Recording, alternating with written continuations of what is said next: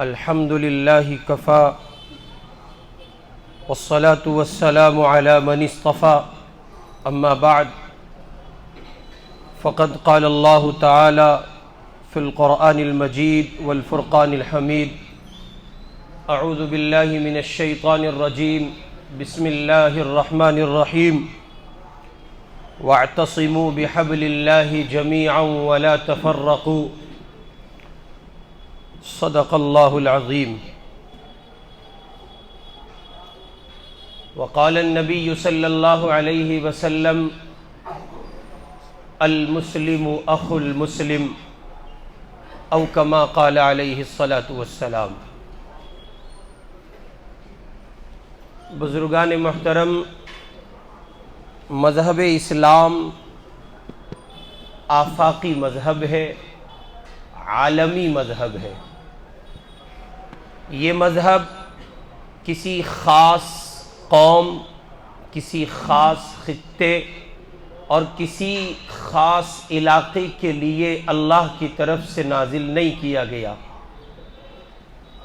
بلکہ اپنے نزول کے پہلے دن سے لے کر آج تک اور آج سے لے کر صبح قیامت تک اس دین، اس مذہب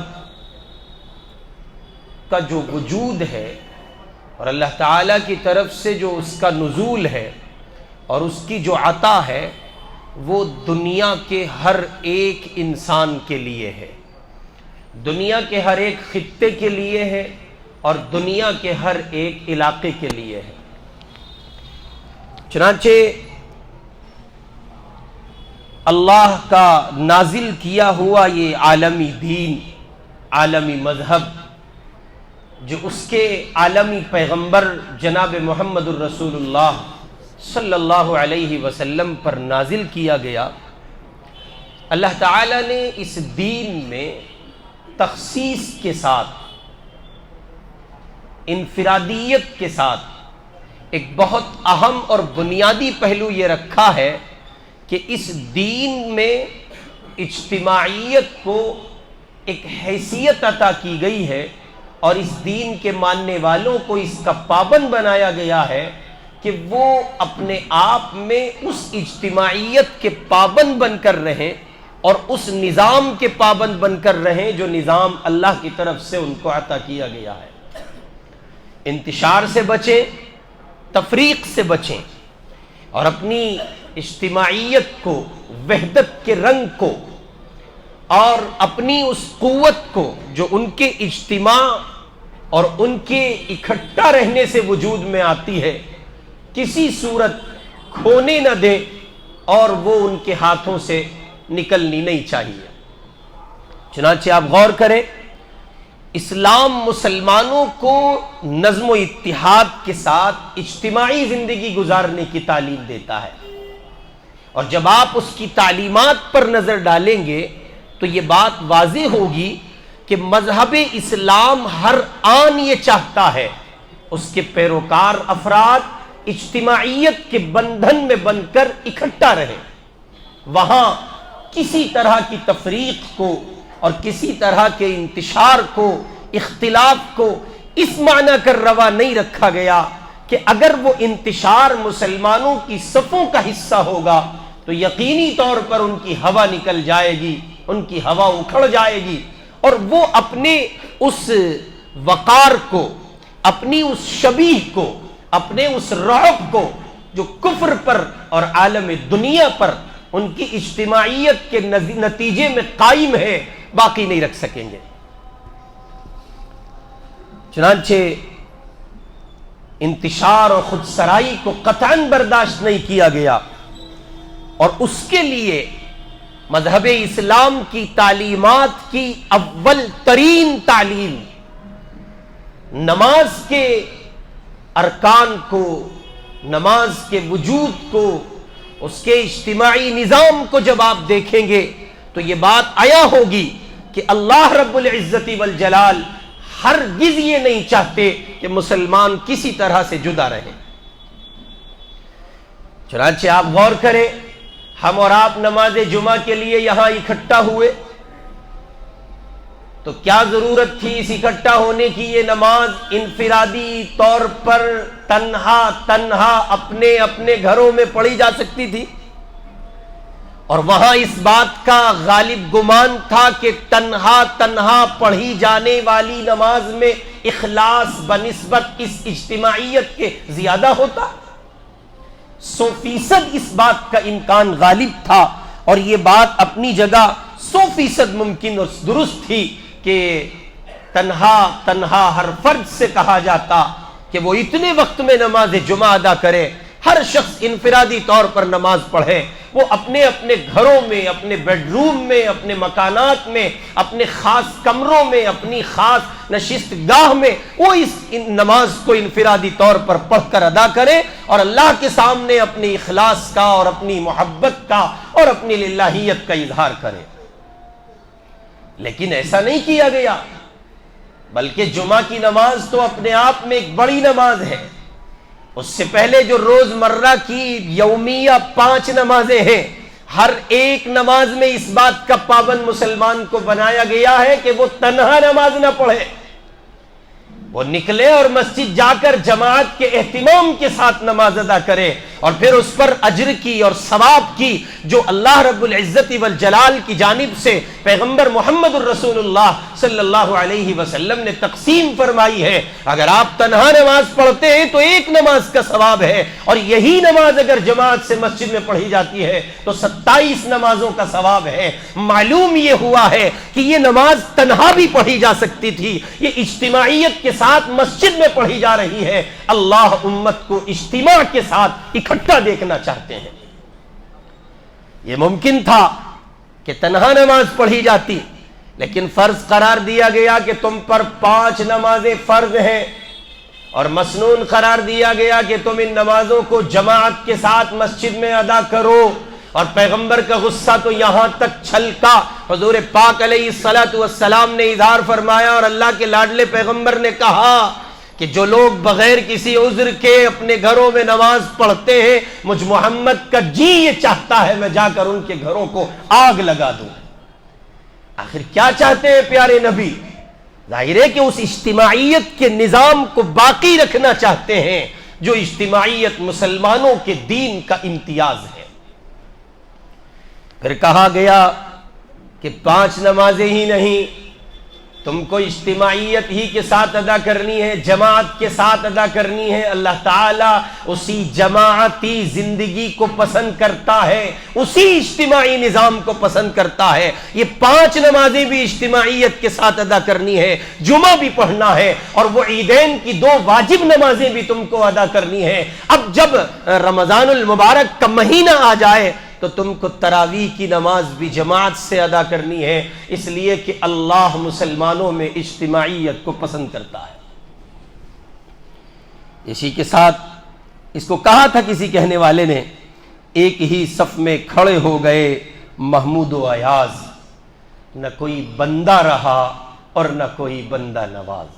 یہ جو آپ تشریف فرما ہے، صف اول ہے، ثانی ہے، ثالث ہے، رابع ہے، خامس ہے، پہلی، دوسری، تیسری، چوتھی، پانچویں، آپ میں کون امیر ہے، کون غریب ہے، کون حاکم ہے، کون محکوم ہے، کون غالب ہے، کون مغلوب ہے، کون دیہاتی ہے، کون شہری ہے، کون کالا ہے، کون گورا ہے، کون عربی ہے، کون عجمی ہے، اس ساری تفریق کا خاتمہ کیا، ایک ہی صف میں کھڑے ہو گئے محمود و ایاز۔ پھر نہ کوئی بندہ رہا اور نہ کوئی بندہ نواز۔ اس رب کی چوکھٹ پر اپنی جبین نیاز کو جھکانا ہے، اپنی مسلمانی کی شہادت دینی ہے، اسلام پیش کرنا ہے۔ اللہ نہیں چاہتے تم ٹکڑوں میں بٹ کر رہو، تم صفوں میں بٹ کر رہو۔ اللہ یہ چاہتے ہیں تم ساری دنیا کے ساتھ اجتماعیت کے ساتھ رہو، ساری دنیا تمہارے اس منظر کو ملاحظہ کرے، دیکھے اور وہ سمجھے، اور کفر پر اور جہان کفر پر تمہارا غلبہ اور رعب بیٹھ سکے،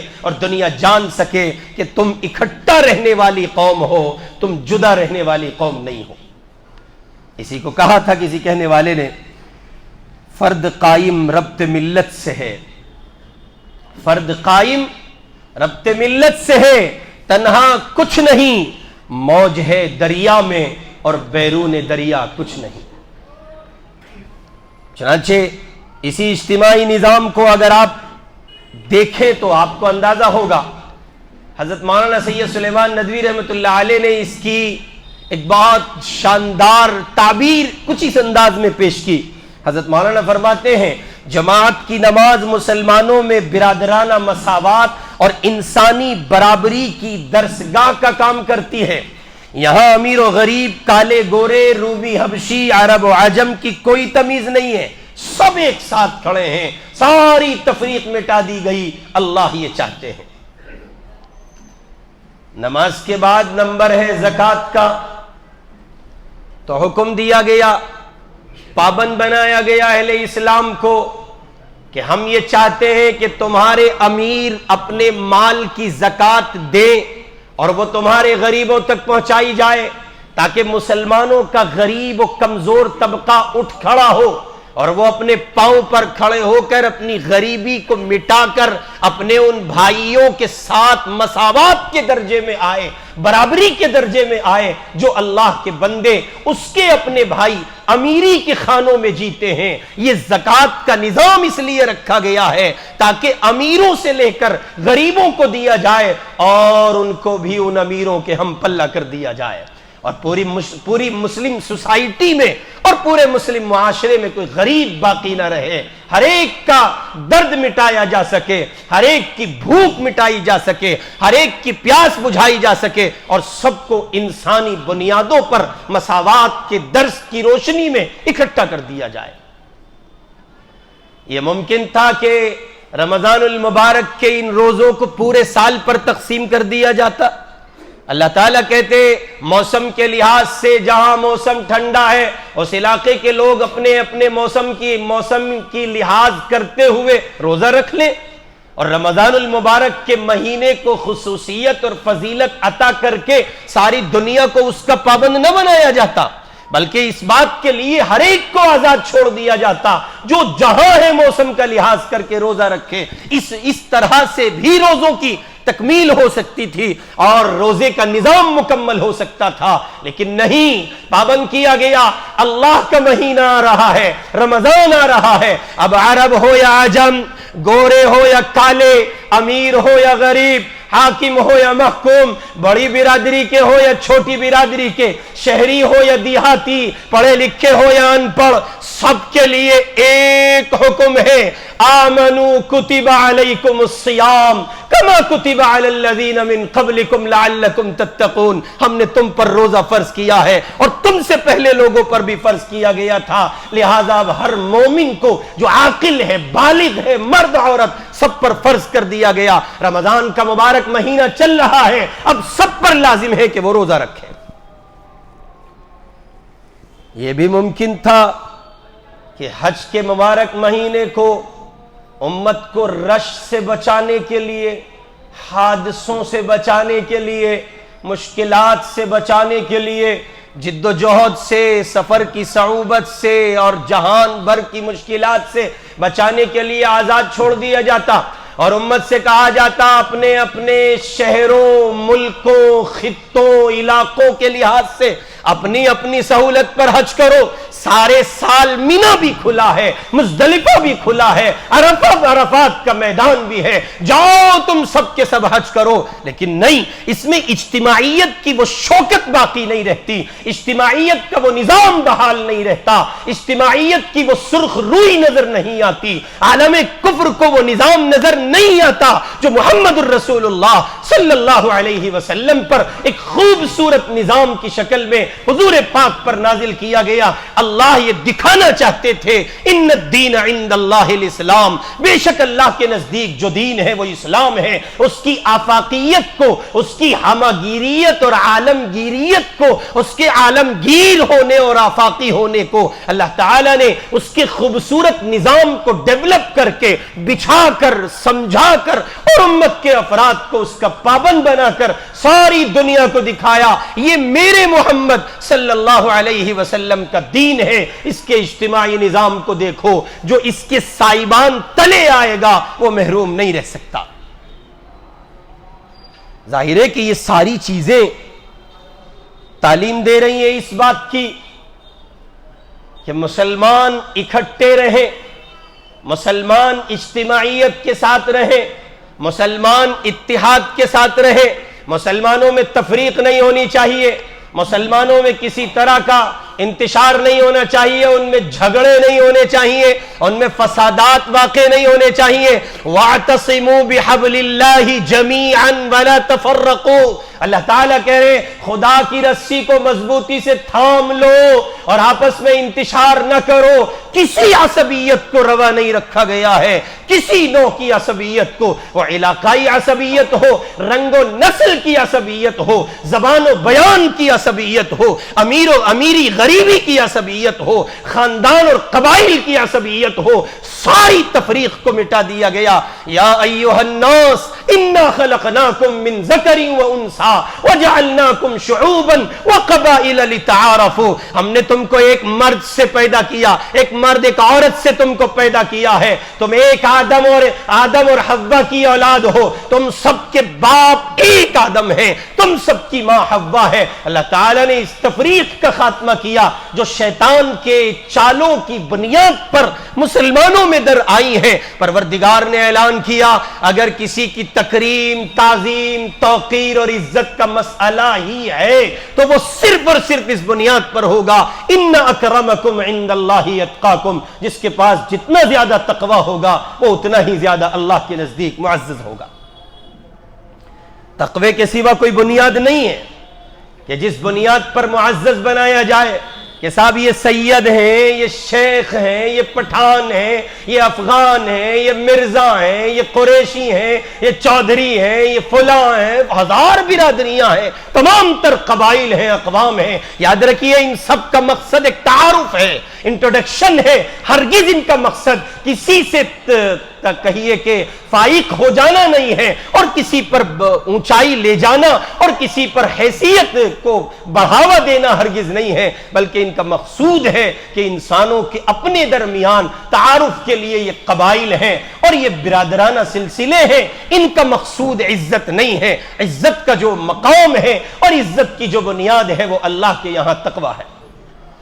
چنانچہ نبی پاک علیہ السلام نے اسی نظام کے خاتمے کو پورے طور پر کرنے، اسی نظام کو ختم کرنے اور اس کا خاتمہ کرنے کے لیے اور اس کو جڑ سے اکھاڑ پھینکنے کے لیے حضرات صحابہ اکرام کے درمیان سے اس اندر پائی جانے والی قبائل کی تفریق کا خاتمہ کیا اور کھرچ کر صاف کیا، اور آپ نے اپنے ہر ایک صحابی کو ایسا بنایا کہ وہ علاقائی اور قومی عصبیت سے پاک تھا۔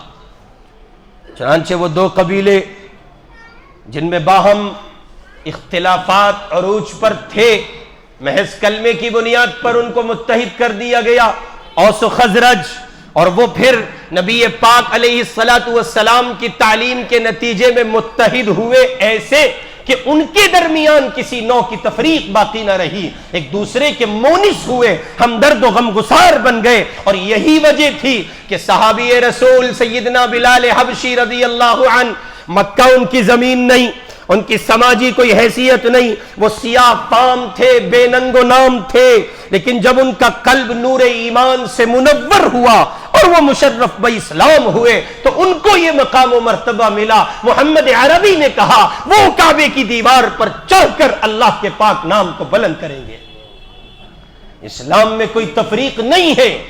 اگر بلال کا قلب نور ایمان سے منور ہوا ہے اور ایک حبشی سیاہ فام بے ننگ و نام بلال ایمان لے آئے تو ان کو یہ حیثیت مل گئی ہے اور ان کا یہ مقام بن گیا ہے۔ وہ برابر میں بیٹھیں گے ابو بکر کے، اور وہ برابر میں بیٹھیں گے فاروق اعظم کے، اور وہ برابر میں بیٹھیں گے عثمان غنی کے اور علی مرتضیٰ کے، اور وہ پہلو میں بیٹھ جائیں گے محمد الرسول اللہ صلی اللہ علیہ وسلم کے، اور وہ حضور کے مؤذن کی حیثیت سے متعارف ہوں گے۔ سارا مکہ دیکھے گا، سارا مدینہ دیکھے گا، عرب دیکھیں گے، عجم دیکھیں گے، اور اللہ کا قرآن اعلان کر کے بیان کر رہا ہوگا، اور قرآن یہ بول کر بتا رہا ہوگا ان اکرمکم عند اللہ اتقاکم۔ بلال کے پاس تقوی زیادہ تھا، اب حیثیت نہیں رہ جاتی ہے۔ تقوی یعنی ایمان بلال کی جھولی میں ہے، اب عتبہ کی کوئی حیثیت نہیں ہے، شیبہ کی کوئی حیثیت نہیں ہے۔ کون ابو جہل؟ حضور کا خاندانی ہو سکتا ہے، کون ابو لہب حضور کا چچا ہو سکتا ہے، لیکن بلال کے مقابلے کفر ہے، ایمان نہیں رکھتا، اس لیے کوئی حیثیت بلال کے مقابل ان کی نہیں ہے۔ یہ بلال کو اعزاز عطا ہوا ہے، کعبے کی دیوار پہ چڑھے اور کہیں اللہ اکبر، اور اس صدا کو لگانے کا نہ صرف یہ پیغام تھا کہ توحید کا پیغام بلند ہو، بلکہ یہ بھی ایک خاموش پیغام تھا، دیکھو یہ اسلام کا امتیاز ہے، یہاں کسی طرح کی تفریق نہیں ہے۔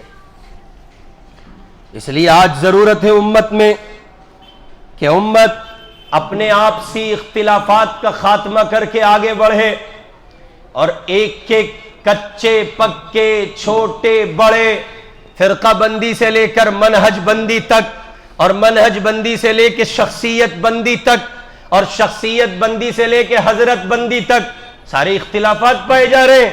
کیا حال ہے دیوبندیوں کا اور کیا حال ہے بریلویوں کا؟ کیا یہ ایک دوسرے کے پیچھے نمازیں پڑھتے ہیں؟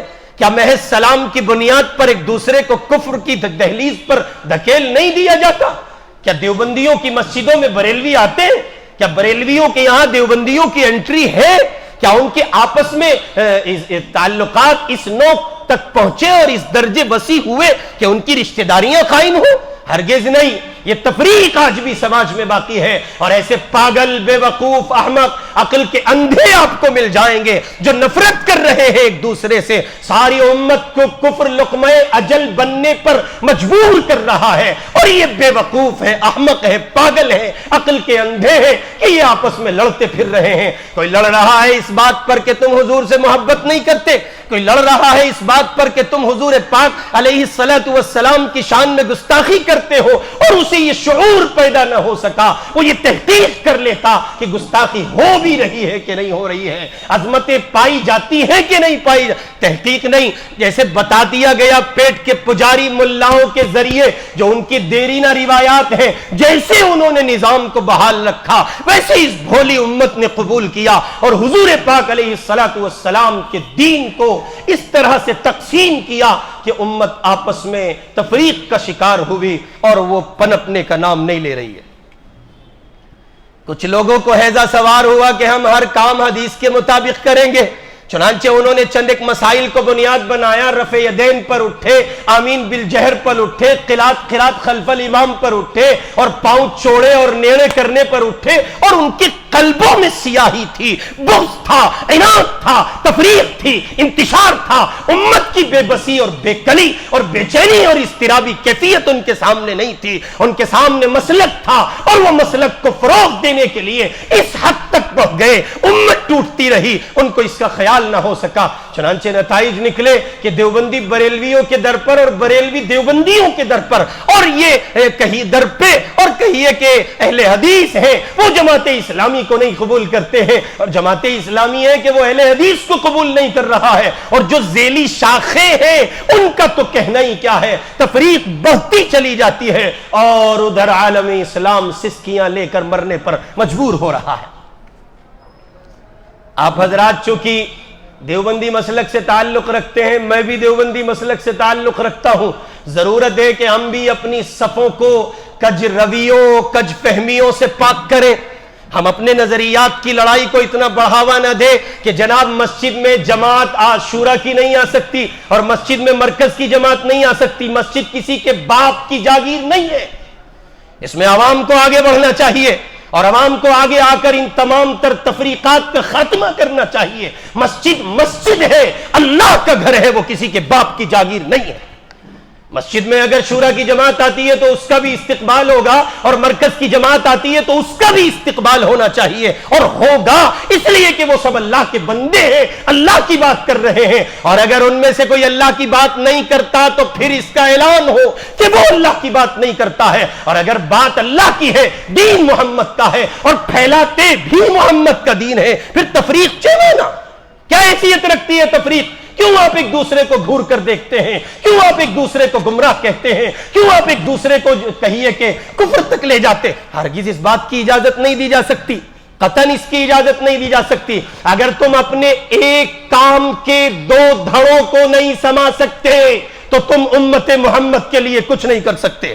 اور یہی نظریہ آگے چل کر کے ہماری جمعیت علماء ہند پر ہے کہ جمعیت کے لوگ بھی آگے بڑھیں اور وہ اپنے قلب کی دنیا کو وسیع وسعت دیں اور وہ اس بات کا مظاہرہ کریں کہ جمعیت ارشد مدنی ہو یا جمعیت محمود مدنی ہو، جمعیت حضرت مولانا سید ارشد مدنی کے نظریات کے جو افراد ہیں اس پر کام کرنے والی جماعت ہو، یا حضرت مولانا سید محمود مدنی کے افراد ہیں اس پر کام کرنے والی، جو ان کے قلوب میں وسعت ہونی چاہیے، وہ ایک دوسرے کو جگہ دیں اور کسی طرح سے ان میں تفریق نہ ہو اور ناگواری کے حالات نہ ہو اور ناخوش باتیں نہ ہو جس کے نتیجے میں کفر کو آگے بڑھنے کا موقع ملے۔ ان ساری چیزوں کا خاتمہ ہونا چاہیے، اور اگر ایسا نہیں ہو رہا ہے تو پھر آپ کو امت کی رٹ لگانے کا کوئی حق نہیں ہے، اور آپ کو تیار رہنا چاہیے محمد الرسول اللہ صلی اللہ علیہ وسلم کی عدالت میں جواب دینے کے لیے۔ کل بروز حشر پیغمبر پوچھیں گے تم سے میرے اپنے امتی نہیں سمائے جا سکے، تم کس کو سماتے، لہذا حضور کی عدالت میں جواب نہیں بن سکے گا۔ اس لیے آپ اپنے نظریات پر قائم رہیں۔ کون کہتا ہے جس کو مرکز کے ساتھ جانا ہے، جس کو جمعیت الف کے ساتھ جانا ہے وہ جائے، جس کو شورا کے ساتھ جانا ہے وہ جائے، اور جس کو جمعیت میم کے ساتھ جانا ہے وہ جائے۔ اور بہت سے اختلافات ہو سکتے ہیں، کوئی پرسنل لا بورڈ کی ترجمانی کر رہا ہے وہ کرے، کوئی ملی کونسل کی ترجمانی کر رہا ہے وہ کرے، اور جہان بھر کی ترجمانیاں ہو سکتی ہیں۔ آپ جس پلیٹ فارم کی ترجمانی چاہتے ہیں کریں، لیکن یاد رہے ایک مومن کے لیے آپ کے دل کی دنیا میں اتنی وسعت ہونی چاہیے کہ آپ اسے عزت احترام دینے سے کبھی معذور نہ ہو۔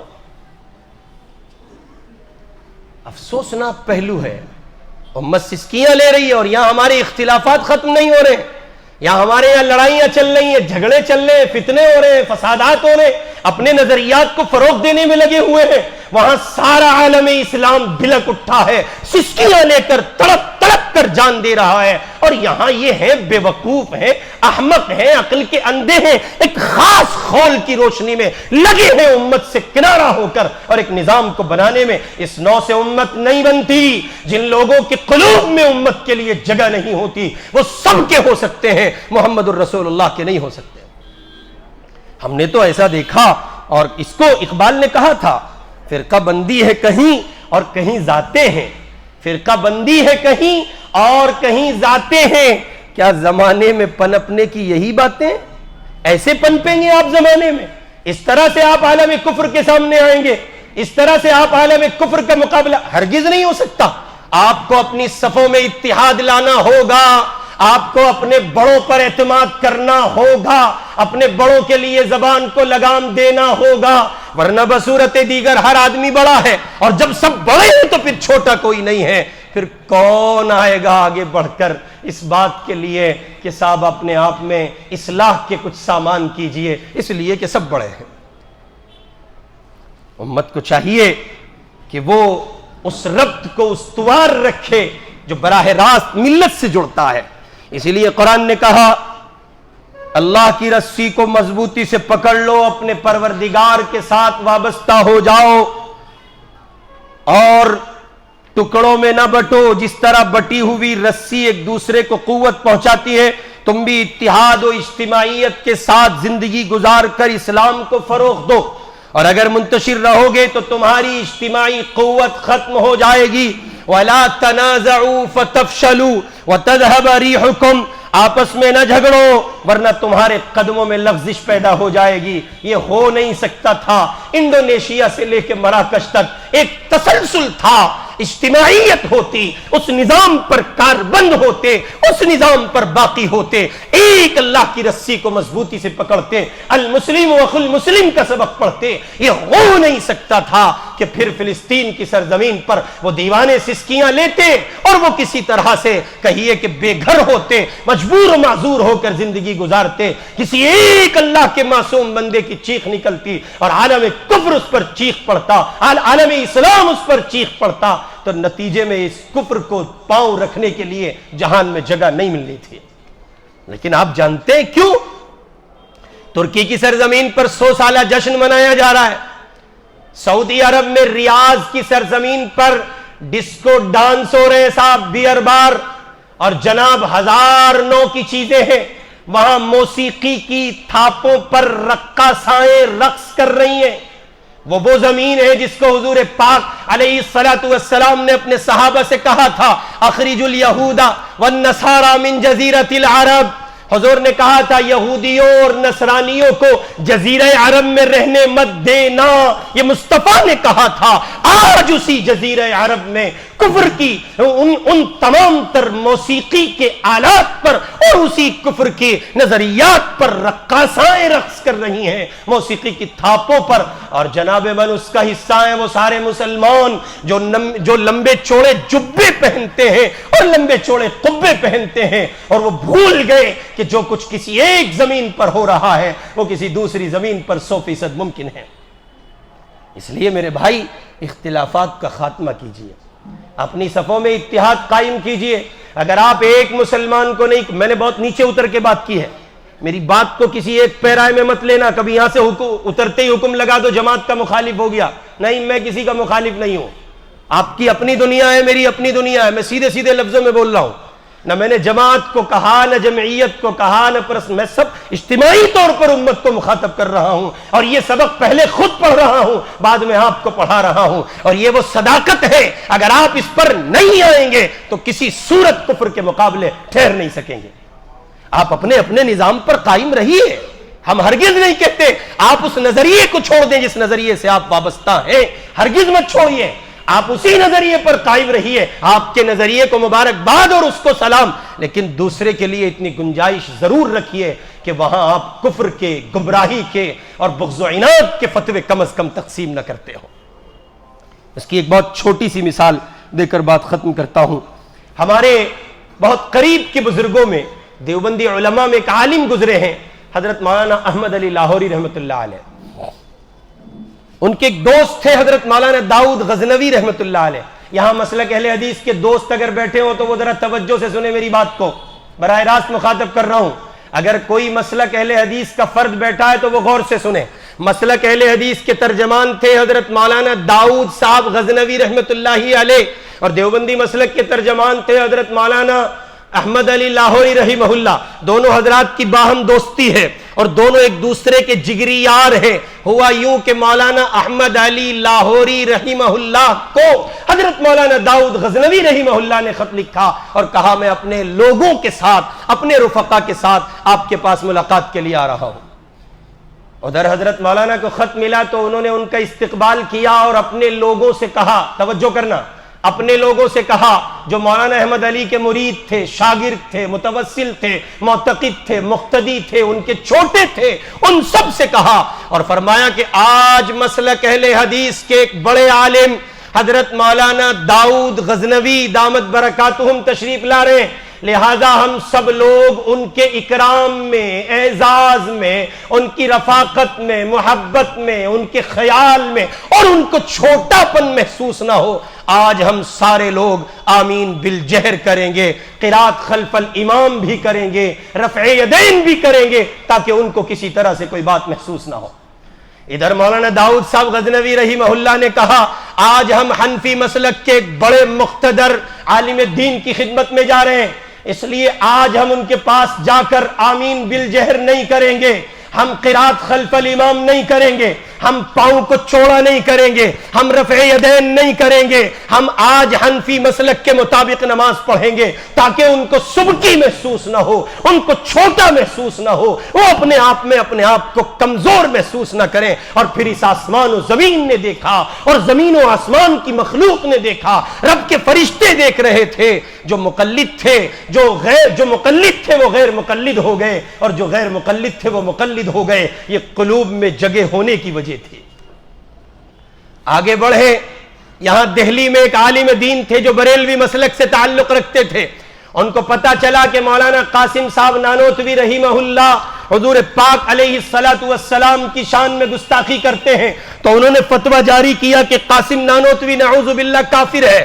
حضرت نانوتوی دہلی تشریف لائے, حضرت کو اطلاع ملی فلاں مولانا صاحب مجھے کافر کہتے ہیں۔ حضرت نے فرمایا چلو ان کے پیچھے نماز پڑھیں گے۔ فجر کی نماز پڑھنے ان کی مسجد میں ان کے پیچھے پہنچ گئے۔ جب نماز مکمل ہوئی ان عالم دین کو کسی نے بتایا دیوبندیوں کا امام قاسم نانوتوی آپ کے پیچھے نماز پڑھنے آیا ہے۔ وہ عالم دین بھی باظرف تھے، وہ ساتھ رکھنے والے انسان تھے۔ آج لوگوں کے پاس سب کچھ ہے، ظرف نہیں ہے۔ ظرف کی دولت سے یہ امت خالی ہوتی جا رہی ہے۔ چنانچہ وہ عالم دین بھاگے دوڑے لپکے آئے، مصافحہ کیا اور معانقہ کیا اور کہا شیخ آپ میری مسجد میں میرے پیچھے آپ نے نماز ادا کی، میں تو آپ کو کافر کہتا ہوں۔ فرمایا کس بنیاد پر کہتے ہو؟ انہوں نے کہا مجھے پتا چلا ہے کہ آپ حضور کی شان میں گستاخی کرتے ہیں۔ فرمایا پھر تو فتویٰ درست ہے، لیکن کتنا اچھا ہوتا آپ یہ تحقیق کر لیتے قاسم نانوتوی نے حضور کی شان میں گستاخی کی بھی ہے یا نہیں کی ہے۔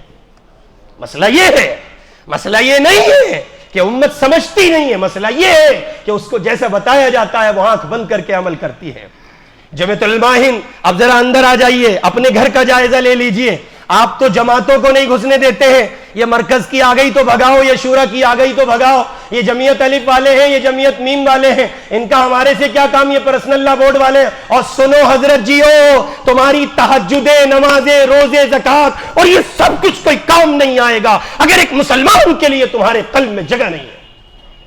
لعنت ہو تمہاری زندگی پر، تم کسی مسلمان کے لیے اپنے قلب میں عناد رکھتے ہو، بغض رکھتے ہو اور پھر محمد کے دین کو اس طرح سے پیش کرتے ہو کہ تم اس کے علم بردار ہو۔ اس میں آپ بھی ہیں اور میں بھی ہوں، جو کرتا ہے وہ اس کام میں شامل ہے۔ اللہ میری آپ کی سب کی حفاظت فرما دے۔ سیوہارا ادھر بجنور کے خطے میں ایک جگہ ہے، وہاں جمعیت علماء کا جلسہ طے ہوا اور ادھر تبلیغی جماعت کا اجتماع طے ہوا۔ ادھر سے پہنچے حضرت مولانا الیاس صاحب کاندھلوی رحمت اللہ علیہ، ادھر سے تشریف لائے شیخ الاسلام حضرت مولانا مدنی رحمت اللہ علیہ۔ دونوں حضرات کو یہ پتہ چل گیا کہ یہاں تبلیغی اجتماع ہے، ان کو پتہ چلا یہاں جمعیت کا جلسہ ہے۔ دونوں حضرات چلے ہیں، کتنا چلے، وہ اپنے مقام سے چلے، یہ اپنے مقام سے چلے اور دونوں کا ٹکراؤ بیچ میں ایک جگہ ہوا۔ اس حال میں چلے کہ حضرت مدنی نے کہا وہاں مولانا الیاس صاحب آئے ہوئے ہیں، چلو سب مل کے ان کو سنیں گے۔ ادھر مولانا الیاس نے کہا ادھر شیخ الاسلام آئے ہوئے ہیں، چلو سب مل کے ان کو سنیں گے۔ اور یوں یہ وسعت اور ظرف و ضمیر والے اللہ کے بندے ایک سائبان کے نیچے جمع ہوئے، شیخ الاسلام کی گفتگو ہوئی اور حضرت مولانا رحمت اللہ علیہ کی تشکیل اور ان کی دعا ہوئی۔ اس نوع کی گنجائش پیدا کیجئے اور آپ کے ماں باپ، آپ کے ابا، یہ ہماری نوجوان نسل تو تقریباً پاک ہو چکی ہے اس سے، بڑے دیوبندی سے، بریلوی سے، اہل حدیث سے، جماعت اسلامی سے، تمہارے جو پورک ہیں، بڈھے، مجھے لوگ کہتے ہیں بعد میں بہت سخت بولتا ہے، سخت نہیں بولتا ہوں، ان کو بول رہا ہوں جو کرتے ہیں یہ کام، باقی سب سر پر بیٹھے ہیں، جو تمہارے اڑیل سڑیل مزاج بوڑھے ہیں، جن کے دماغ میں الو نے انڈے دے دیے، وہ ابھی بھی مسلک کی اس چہار دیواری سے نکلنے کو تیار نہیں ہے۔ ان کو پیچھے چھوڑ کر اور مسلک کی اس دیوار کو گرا کر آگے بڑھو۔ اگر جینا چاہتے ہو تو اتحاد قائم کرو، اور اگر آپس میں انتشار و اختلاف رہا تو وہی ہوگا جو ہو رہا ہے۔ زیادہ تو ہو سکتا ہے، کم نہیں ہو سکتا۔ فرد قائم ربط ملت سے ہے، تنہا کچھ نہیں، موج دریا میں ہے اور بیرون دریا کچھ نہیں۔ اللہ ہمیں عمل کی توفیق عطا کرے۔ وآخر دعوانا ان الحمد للہ رب العالمین۔